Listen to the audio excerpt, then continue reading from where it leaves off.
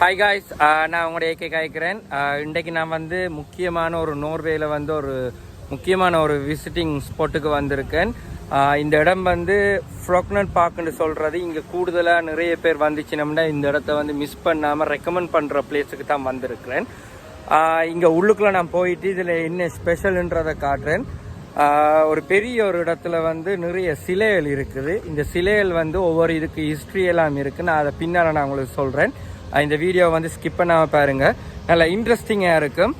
நல்ல பெரிய இடம். நான் உங்களுக்கு காட்டுறேன் ஃபுல்லாக வீடியோவை. ஏகேயின் ஃபாலோ பண்ணுங்கள். நன்றி.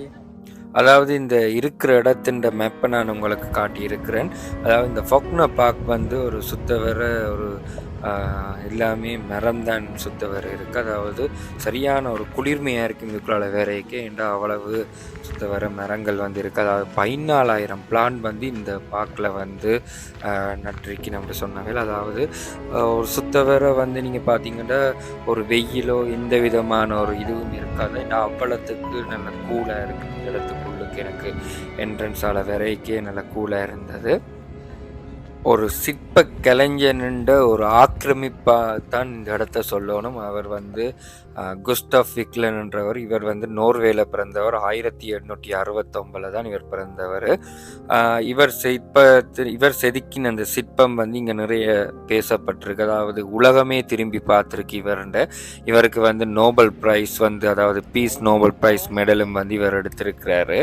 ஏண்டா இவர் ஒரு டிசைனர்ன்றதை விட ஒரு சிற்ப கலைஞர் வந்து. ஏண்டா இது எல்லாராலையும் செய்ய முடியாத ஒரு விஷயம். ஒரு 212 சிற்பம் வந்து இந்த இடத்துல வந்து இருக்குது. அதாவது உலகத்திலேயே மிக உயரமான சிற்பம் வந்து இந்த இடத்துல இருக்குது. நான் கொஞ்சத்தால் உங்களுக்கு உள்ளுக்க போயிட்டு காட்டுறேன். இங்கே என்னென்னா ஒரு வருஷத்துக்கு வந்து நீங்கள் பார்த்தீங்கன்னா 1 மில்லியன் 2 மில்லியனுக்கு இடையில் வந்து ஒரு டூரிஸ்ட் விசிட் பண்ணுற ஒரு முக்கியமான ஒரு வரலாற்று முக்கியமான ஒரு இடம் தான் இந்த ஃபோக்னா பார்க்கில் இருக்கிற இந்த சிற்பம் இருக்கிற இடம் வந்து. அதாவது இந்த சிற்பம் ஒவ்வொரு சிற்பத்திலையும் வந்து ஒவ்வொரு விஷயம் இருக்குது. அதாவது இவர் செதுக்கின ஒவ்வொரு இதுலையும் அதாவது ஒரு மனிதனோட வாழ்க்கையின் அம்சங்களைத்தான் இந்த ஒவ்வொரு சிற்பம் வந்து இங்கே பிரதிபலிக்குது. நான் அதை உங்களுக்கு உள்ளுக்க போயிட்டு நான் வீடியோ பண்ணினதை நான் உங்களுக்கு காட்டுறேன்.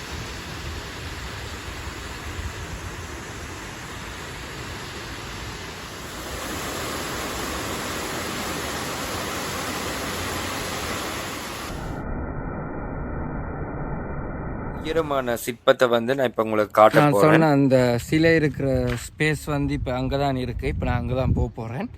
உங்களுக்கு ஃபுல்லாக வந்து வீடியோவில் காட்டுறேன். அப்படி கவர் பண்ணிவிட்டு நல்ல வடிவாக இருக்குது. நல்ல இன்ட்ரெஸ்டிங்காக இருக்கும். இந்த வீடியோ பாருங்க. இது சுத்தவரை 110 ஏக்கரில் இருக்குது. இந்த இடம் வந்து இவ்வளோ பெரிய இடத்துல பார்த்தீங்கன்னா இந்த பார்க்கும் வந்து சரியான ஒரு கூலான ஒரு இடத்துல தான் வந்து நல்ல வடிவாக இருக்குது இந்த இடம் வந்து.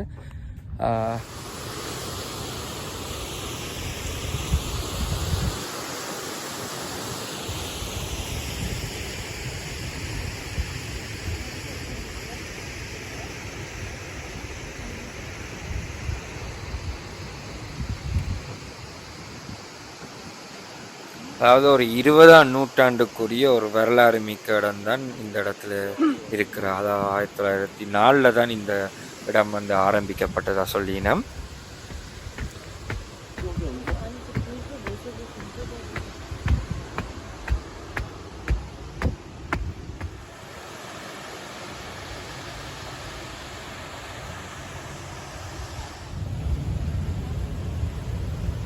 அதாவது இந்த சிற்பம் எல்லாம் வந்து கட்டின ஒரு கல் எல்லாம் வந்து கிரனைட் கல்லால் தான் எல்லாம் கட்டியிருக்கணும். அப்போ யோசிச்சு பாருங்கள், இந்த கிரனைட் கல்லுன்ற பெருமதி வந்து எவ்வளவு பெருமதியாக இருக்கும்ட்டு நீங்களே யோசிச்சு பாருங்களேன்.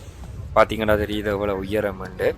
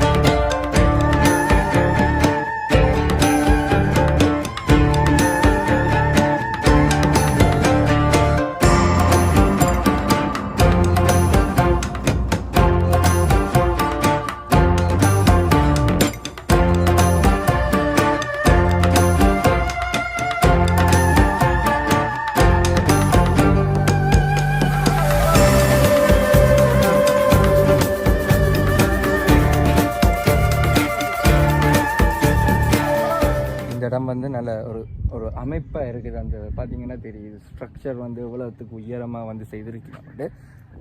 அதாவது ஒவ்வொரு ஹியூமன் லைஃப்ன்ற ஒவ்வொரு அந்த அம்சத்தையும் தான் வந்து இப்போ நீங்கள் அந்த பார்க்க உங்களுக்கு அந்த சிற்பம் வந்து பிரதிபலிக்கும்.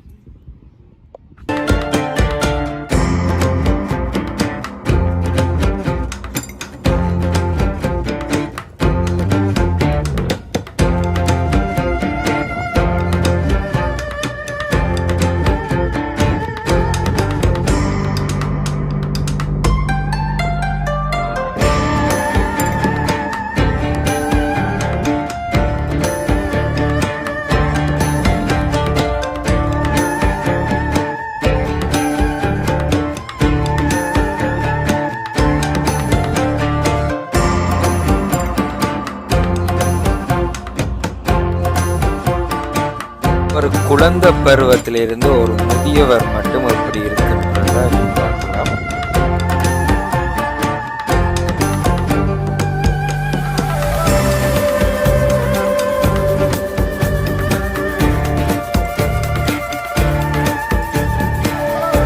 பெரிய ஒரு ஸ்பேஸ்ல தான் இந்த இடம் இருக்கு ஃபுல்லாகவே. இந்த பார்த்தீங்கன்னா இவ்வளோ பெரிய ஒரு இடம் வந்து சரியான ஒரு பெரிய ஒரு பார்க்கில் வந்து இந்த இடத்துல இருக்குது. மற்றது நான் உங்களுக்கு சொல்லணும், அந்த நான் எடுக்கிற டைமில் வந்து சூரிய வெளிச்சத்தை பார்த்தீங்களா, நான் இந்த வீடியோ எடுத்த நான் 7 மணி இருக்கும், பின்னேரம் 7 மணி. சூரியன் வந்து மறையாத நாடாக நோர்வே இருக்குது. அதாவது மிட் நைட் சன்னை பார்க்கலாம். இப்போ நீங்கள் மார்ச்லேருந்து செப்டம்பர் மட்டும் ஒரு 6 மாதத்துக்கு வந்து இரவுலையும் வந்து நார்மலாக சூரியனை பார்க்கலாம். ஏப்ரல்லேருந்து ஆகஸ்ட் மட்டும் பார்த்தீங்கன்னா 24 மணித்தியாலம் வந்து வெளிச்சமாக தான் இருக்குது. நார்மலாகவே இரவு வந்து நீங்கள் மிட் நைட் அதாவது சன்னை பார்க்கலாம். இரவுலையும் வந்து உங்களுக்கு ஒரு ஆச்சரியமாக பார்க்கலாம், சூரியனை பார்க்கக்கூடிய வசதி இருக்கும். நான் இந்த வீடியோ எடுக்க எனக்கு 7 மணி, நான் உங்களுக்கு முதல்ல சொன்ன மாதிரி 7 மணிக்கே இவ்வளோ வெயில்ண்டா யோசிச்சு பாருங்களேன்.